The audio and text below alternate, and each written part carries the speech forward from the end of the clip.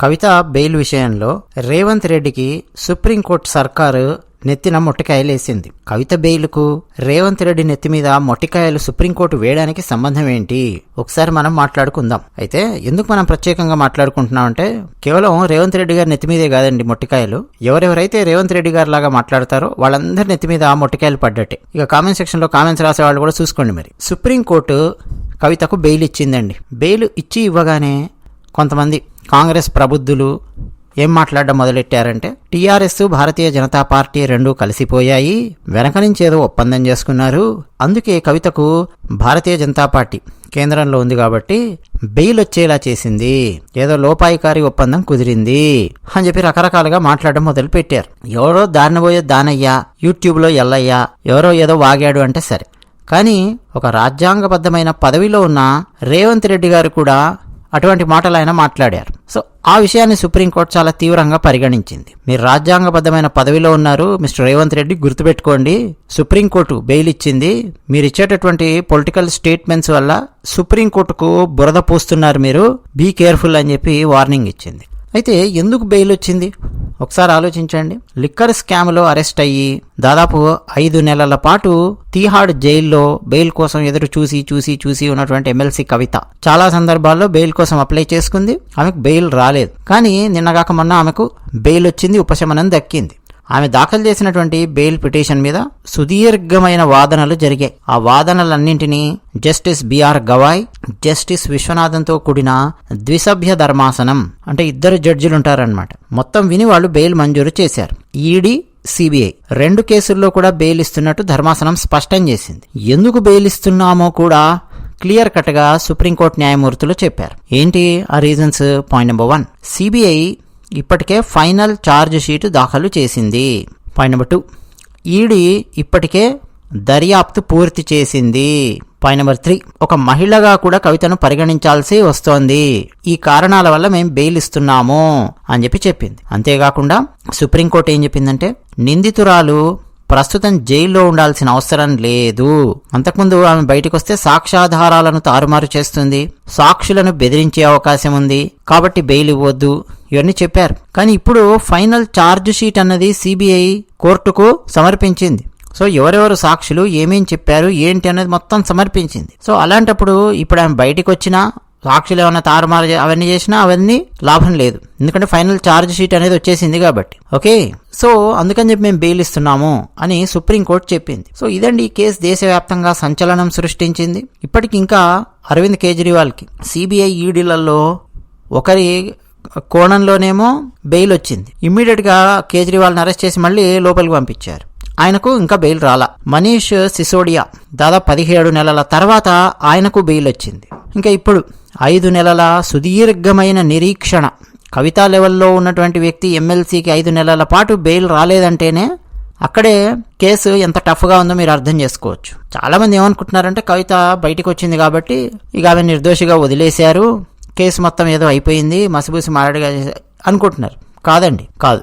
ఆమె బయటకు వచ్చిన తర్వాత నేను కడిగిన ముత్యంలా వస్తాను, రకరకాల పొలిటికల్ స్టేట్మెంట్స్ ఇవ్వడము, నన్ను ఇరికించారు వాడు ఇరికించారు, ఇవన్నీ చాలా కామన్. పొలిటికల్ స్టేట్మెంట్స్ పక్కన పెట్టండి, ఈవెన్ కవిత తరపు లాయర్స్ వాళ్ళు కూడా కొన్ని మాట్లాడారు, పొలిటికల్ స్టేట్మెంట్స్ ఇచ్చారు, పొలిటికల్ స్టేట్మెంట్స్ ఇవ్వకూడదు లాయర్స్, బట్ పొలిటికల్ స్టేట్మెంట్స్ ఇచ్చారు. కానీ అసలు విషయము ఒకటి గుర్తుపెట్టుకోండి, కవిత మీద ఇంకా కేసు కొట్టేయలేదు. ఆమె బెయిల్ వచ్చింది, బయటకు వచ్చింది కాబట్టి ఆ దండాలు పెట్టుడు, తండ్రికి ఆ ఫోటోలు వైరల్ అవ్వడము, దండలు వేయడము, అన్నకు రాఖీ కట్టడం, ఇవన్నీ కొంచెం మీడియాలో బాగా వైరల్ అవుతూ ఉన్నాయి. వైరల్ అయ్యే ప్రయత్నం కూడా చేస్తున్నారు. మీడియాకు కూడా ఆసక్తి ఉంటుంది, ఆమె బయటకు వచ్చిన తర్వాత ఏమేం చేస్తుంది అని చెప్పి ఫోకస్ ఆమె మీద ఉంటుంది. కాబట్టి ఆ ఫొటోస్, ఆ వీడియోస్, ఆమె సంతోషంగా ఉన్నవి, కన్నీళ్లు పెట్టుకునేవి బయటకు వచ్చేసరికి చాలా మంది ఏ భ్రమలో ఉన్నారంటే కేసు కొట్టేశారు ఇంక అయిపోయింది అన్న భ్రమలో ఉన్నారు. కాదండి, బెయిల్ వచ్చింది అంతే, కేసు కొట్టేయలేదు, కేసు నడుస్తుంది. ఈమె ప్రూవ్ చేసుకోవాలి నేను నాట్ గిల్టీ అని చెప్పి ఈమె తరపు లాయర్స్ వీళ్ళు ప్రూవ్ చేయగలిగితే అప్పుడు కేసు కొట్టేస్తారు ఈమె మీద. అసలు కవితకు సుప్రీంకోర్టు సిబిఐ కేసులో ఆ బెయిల్ ఇస్తూ సిబిఐ కేసులో 10 లక్షల రూపాయలు, ఈడీ కేసులో 10 లక్షల రూపాయలు, అంటే 20 లక్షల రూపాయల పూచీకత్తుతో కూడినటువంటి బెయిల్ మంజూరు చేసింది. అంతేకాదు ఆమె పాస్పోర్ట్ వెంటనే మాకు సబ్మిట్ చేయాలి అని చెప్పి కోర్టు చెప్పింది. సో ఇప్పుడు ఆమె భారతదేశాన్ని వదిలి వేరే ఏ దేశానికి కూడా ఆమె వెళ్ళలేదు. అర్థమవుతుందా? పాస్పోర్ట్ వాళ్ళు తీసుకున్నారు అంటేనే, అలాగే అట్లా 20 లక్షల రూపాయలు కట్టించుకొని బెయిల్ ఇచ్చారు అని అంటేనే దాని అర్థం ఏంటి? ఇన్ఫరెన్స్ ఏంటి? ఇంకా కేసు కొట్టేలేదు, కేసు నడుస్తోంది అని చెప్పి అర్థం. ఆమె బెయిల్ వచ్చినటువంటి సంతోషాన్ని వ్యక్తం చేశారు. ఆమె కానీ, ఆమె సోదరుడు కానీ, తండ్రి కానీ. ఆబ్వియస్ అది. జై తెలంగాణ అని చెప్పి నినాదాలు చేయడాలు, ఇవన్నీ మాట్లాడడము, వడ్డీతో సహా కలిపి చెల్లిస్తాను, ఇవన్నీ ఆమె మాట్లాడింది. మాకు టైం వస్తుంది, మేము వడ్డీతో కలిపి చెల్లిస్తాం, ఇవన్నీ మాట్లాడారు. నేను తెలంగాణ బిడ్డను, కేసీఆర్ బిడ్డను, ఇవన్నీ సర్వసాధారణంగా మాట్లాడేటటువంటి మాటలు. దాన్ని పొలిటికల్ కోణంలో చూడాలి, బయటకు వచ్చాక ఏదో మాట్లాడుతుంది అన్నటువంటి కోణంలో చూడాలి తప్ప పూర్తిగా ఇక కేసే లేదు అన్న భ్రమలో ఎవరు ఉండాల్సిన అవసరం లేదు. ఎందుకు ఇదంతా ఎక్స్ప్లెయిన్ చేయాల్సి వస్తుందంటే, భారతీయ జనతా పార్టీ టీఆర్ఎస్ ఏదో కుమ్మక్కైపోయి కవితకేదో బెయిల్ ఇప్పించారు అన్న కోణంలో కొంతమంది మాట్లాడుతూ ఉన్నారు. ముఖ్యంగా రాజ్యాంగబద్ధమైన పదవిలో ఉన్నటువంటి ముఖ్యమంత్రి రేవంత్ రెడ్డి గారు అటువంటి వ్యాఖ్యలు చేయడము అది సరికాదు. సుప్రీంకోర్టే చాలా సీరియస్ అయింది నిన్న. అంతేకాదండి, బండి సంజయ్ గారు భారతీయ జనతా పార్టీకి చెందినటువంటి ఎంపీ, పైగా ప్రస్తుతం ఆయన కేంద్ర సహాయ మంత్రి. ఆ విషయాన్ని కూడా ఆయన మర్చిపోకూడదు. కేవలం ఎంపీగా ఉంటే వేరు, సహాయ మంత్రిగా కూడా ఉన్నారు బండి సంజయ్ గారు. ఆ విషయం ఆయన మర్చిపోయి ఆయన కూడా ఏదో ట్వీట్ పెట్టారు, పొలిటికల్ ట్వీట్ ఒకటి పెట్టారు. కాంగ్రెస్ పార్టీ టీఆర్ఎస్ రెండు ఆయన ఏదో పెట్టారు. యాక్చువల్గా ఆయనకు వేరే లాజిక్ ఉంది. నిజానికండి ఆ కేసులో వాదించినటువంటి లాయర్స్ ఉన్నారు. ఆ కేసు సంబంధించి కాంగ్రెస్ పార్టీ రాజ్యసభ సీట్లు ఇవ్వడము ఇట్లాంటివన్నీ కొన్ని జరిగాయి. సో ఆయన ఆ కోణంలో వెళ్ళారు. బట్ అండి, బండి సంజయ్ గారు కూడా గుర్తుపెట్టుకోవాల్సిన విషయం ఏంటంటే, ఆయన కూడా రాజ్యాంగబద్ధమైన పదవిలో ఉన్నారు, కేంద్ర సహాయ మంత్రిగా. సో ఆయన ఈ సందర్భంగా ఇచ్చేటటువంటి statement, let it be A political statement, అది సుప్రీంకోర్టుకు కూడా ఇండైరెక్ట్ గా ఆపాదించినట్టు అవుతుంది. నేను ఆపాదించలేదండి అని చెప్పి వాదించినా కుదరదు. సో సుప్రీంకోర్టు బెయిల్ ఇచ్చింది అన్న విషయం ఎవరు మర్చిపోకూడదండి.